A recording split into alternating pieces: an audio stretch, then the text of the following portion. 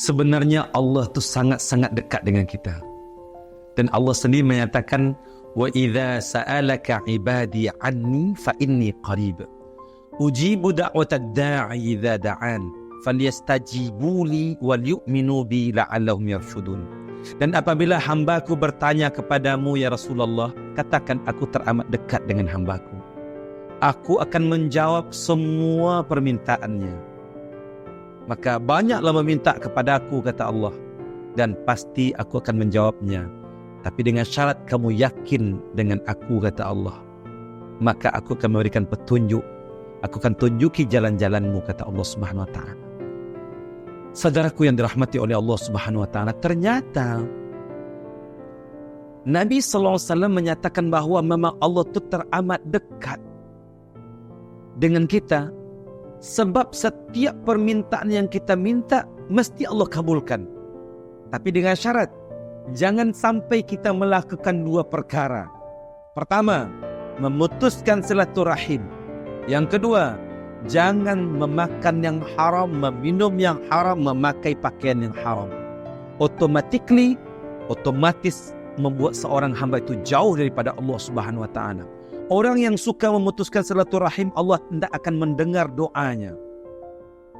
Orang yang memakan makanan yang haram, pakaian yang haram, semuanya haram, maka Allah pun tidak akan mendengarkan doanya. Kata Nabi, walaupun dia menangis kepada Allah, Allah tidak akan kabulkan doanya.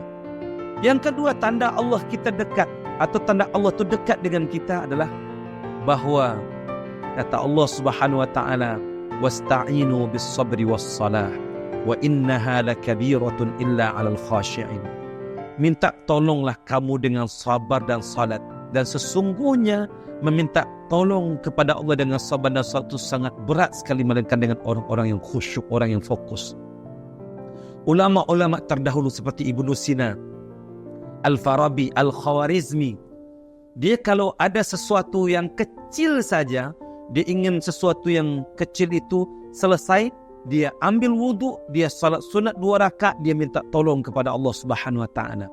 Seperti Ibnu Sina ingin meracik obat, dia untuk meracik obat tu dia ambil wudhu, dia salat sunat 2 rakaat, baru dia meracik obat. Allah, sekecil apapun yang dia inginkan, dia berdoa meminta kepada Allah Subhanahu wa ta'ala, dan Allah kabulkan. Allah tunjuki dia, menunjukkan Allah tu sangat-sangat dekat.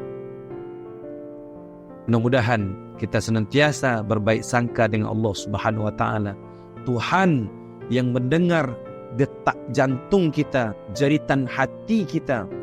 Jeritan hati kita, Allah itu sangat-sangat maha mendengar. Mudah-mudahan kita menjadi hamba-hamba Allah yang senantiasa terus-menerus mendekatkan diri kita kepada Allah yang maha dekat.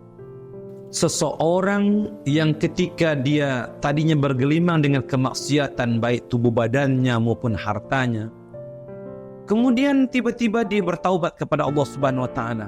Apakah semua hartanya dibuang? Ataukah dirinya akan dibasuh dengan air panas supaya bersih? Tidak. Pernah ketika Abbas bin Abdul Muttalib dia masuk Islam, maka kata Nabi SAW, ketika Abbas masuk Islam, harta yang ada itu terus gunakan, tapi jangan bermuamalah dengan muamalah yang baru dengan yang haram.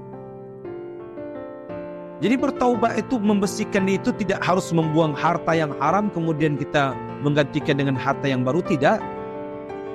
Sebab ada juga orang-orang yang bermuamalah tadinya hartanya baik, kemudian dengan dia dibelanjakan atau sistemnya sistem yang tidak betul menjadi harta yang haram, tadinya halal. Maka begitu juga harta yang tadinya haram, kalau seandainya kita sudah bertaubat kepada Allah Subhanahu wa ta'ala, harta yang kita ada itu kita bertaubat kepada Allah Subhanahu wa ta'ala dengan taubat nasuha, maka harta itu tetap menjadi harta kita. Bahkan tubuh badan tadinya durhaka, syirik kepada Allah Subhanahu wa ta'ala, tapi dengan mengucapkan asyhadu an la ilaha illallah wa asyhadu anna Muhammadar Rasulullah, maka seluruh dosa-dosa yang dilakukan oleh badan ini semuanya nihil, semuanya nol, dihitung daripada kertas putih. Saudaraku, jangan sekali-kali berputus asa. Islam itu sangat mudah, Islam itu sangat indah. Islam bukan menghancurkan, tapi Islam adalah memperbaiki dan terus memperbaiki sesuatu yang sudah ada, bukan menghilangkan sesuatu yang sudah ada.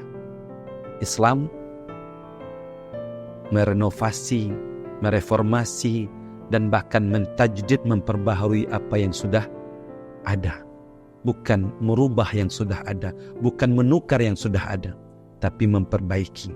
Tubuh badan yang tadinya durhaka, yang syirik kepada Allah, bukan ditukar dengan tubuh badan yang baru, tidak. Tapi cukup dengan bertaubat kepada Allah Subhanahu wa Ta'ala, dengan taubat nasuha, maka bersihlah tubuh badan ini. Harta kita juga seperti itu. Makanya sebenarnya dalam Islam nih, harta yang kita keluarkan 2,5% itu teramat sedikit sebenarnya. Coba kalau seandainya kita lihat kembali kepada diri kita, muamalah kita yang kadang-kadang banyak berbohong, banyak menipu. Ya Allah, kadang-kadang kita tidak layak untuk membelanjakan itu, dan kita sujud dengan harta itu, kita makan dengan harta itu. Tapi Allah hanya minta 2,5% untuk membersihkan. Sebab yang membersihkan itu hanya Allah Subhanahu wa Ta'ala, bukan diri kita. Fala tuzakku anfusakum wallahu a'lamu biman ittaqa. Jangan kamu sucikan diri kamu, sebab Allah yang Maha tahu siapa yang paling bertakwa, siapa yang paling suci. Sebab dialah yang mensucikan. Dia yang Maha suci, dia yang Maha mampu untuk mensucikan orang-orang yang kotor.